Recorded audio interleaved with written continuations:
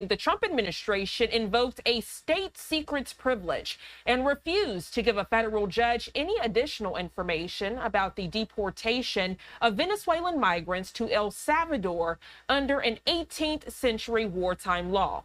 It's a case that has become a flashpoint amid escalating tension with the federal courts. The declaration comes as the chief judge of the federal district court in Washington weighs whether the government defied his order to turn around planes carrying migrants after he blocked deportations of people alleged to be gang members without due process. A lot to dissect and discuss, so let's bring into the conversation the expert trial attorney, Jeremy Rosenthal. Always a pleasure, Jeremy. Good morning. Good morning, Gina. How are you? I'm doing well. Thank you for asking. So, Jeremy, for some people, this case might be a little confusing. It's a lot of back and forth with President Donald Trump and the federal judge. Set the stage for us. Where are we? How do we get to this point? This has been quite the saga. The Trump administration used the act to deport the people that they believe are gang members from Venezuela, which gives the executive sweeping authority to do so. It's a very novel argument. When they did so, a federal judge, some of the detainees, if you will, if that's the right word to use, were able to contact attorneys, those lawyers who were prepared for this, because using the Alien Enemies Act was something that has been in Donald Trump's campaign repertoire. He talked about it on Inauguration Day. So these lawyers were ready. They filed a lawsuit to try to block it. They got in front of Judge Boasberg, who is this district judge in D.C. He initially blocked the action, which was already taking place. Ordered planes to be turned around mid-flight, said, we're going to review the legality of this before anybody does anything. The judge does what we call, in legal parlance, preserving the status quo. And some of the planes went all the way to Nicaragua, which was their destination. And the judge now is wanting to know, federal government, did you disobey my orders? And we've had a lot of back and forth since then.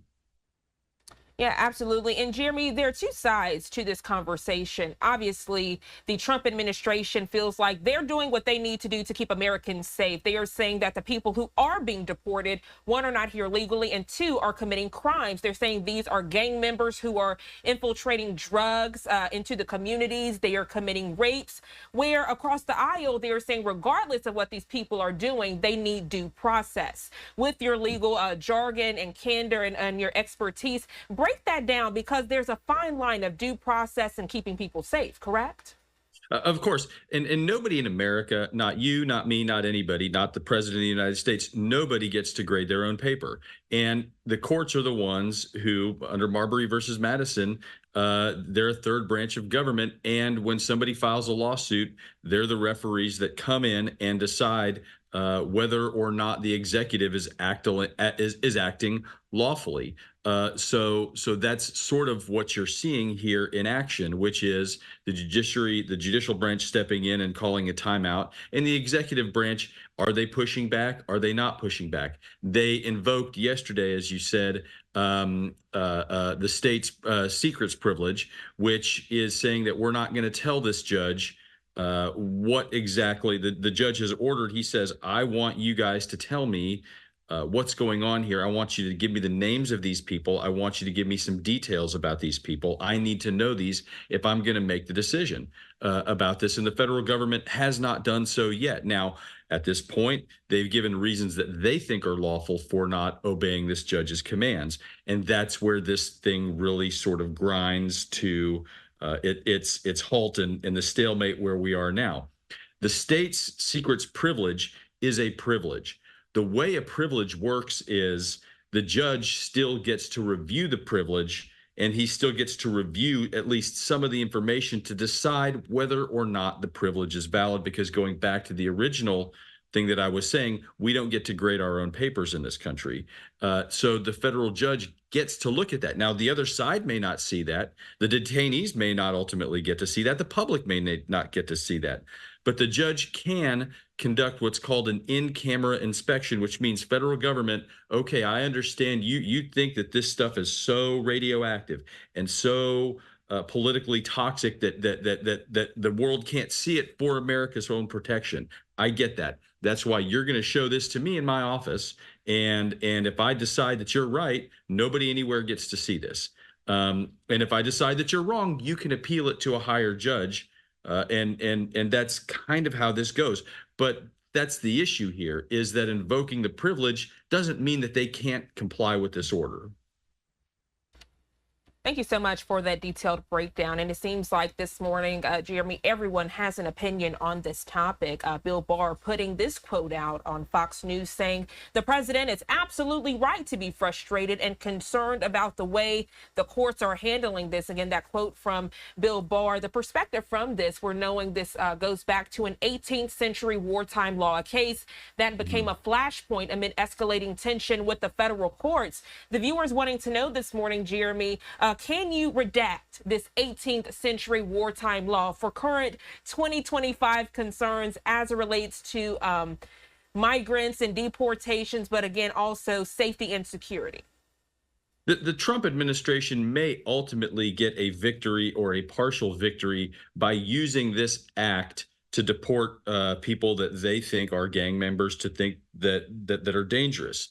But it's got to go through the process. And again, you don't get to grade your own paper. You don't get to just tell everybody, get out of my way, we're going to do this, and then everybody's just going to deal with it. Again, the federal courts deal all the time with classified information and classified documents and very, very sensitive information, and they're used to protecting it. And it's their job, frankly, to protect it just as the government would. So the idea that only we as the executive branch can have eyes on this information is a hard one to advance in the courts. But federal judges don't like being told no. And in this country, we don't tell judges no. That's not what we do. The administration would say, well, we're not telling this judge no. We're complying with the judge's orders. But there's a lot of a power struggle here trying to sort of get around this. And it may be that the administration is thinking, well, we're not going to let a lower federal judge sort of push us around. John Roberts came out and sort of made a statement about efforts to impeach Judge Boasberg that said, look, I mean, we don't impeach people because we disagree with them. People who disagree with you aren't necessarily bad people. We just disagree. And ultimately, this thing probably does wind up in some way, shape, or form at the Supreme Court. But a judge's ruling is a judge's ruling, and a federal district judge can order, he can rule in the manner in which he has. And if he's wrong, then we reverse it. That's kind of how this goes.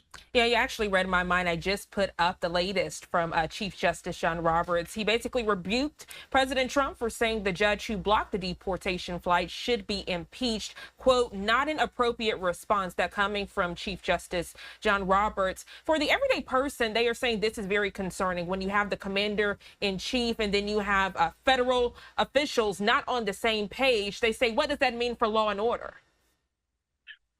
It means everything, and when we speak about reading minds, Gina, that's why I do. You know what? You read my mind, which is to say that, look, the rule of law means we do what judges say. And it doesn't just go for the president and Judge Boasberg. It goes for your child custody case. It goes for an eviction in your own neighborhood. It goes for the judge ordering somebody to pay you if they've breached a contract with you.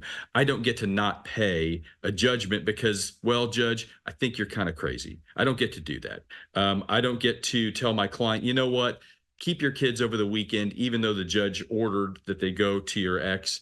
This judge just doesn't know what he's talking about. That's the rule of law. That means that I respect this judge and I do what the judge says, not because the judge can have me thrown in jail or take any other action. It's because that's what we do. We do what judges tell us in this country. Trial attorney Jeremy Rosenthal, always a pleasure to talk law and order with you here on the show. A lot of people were confused, but your detailed breakdown definitely shined a light to both sides of this conversation and the controversy that surrounds the topic. Thank you again for joining us. Have a great rest of your day. You too, Gina. Bye-bye.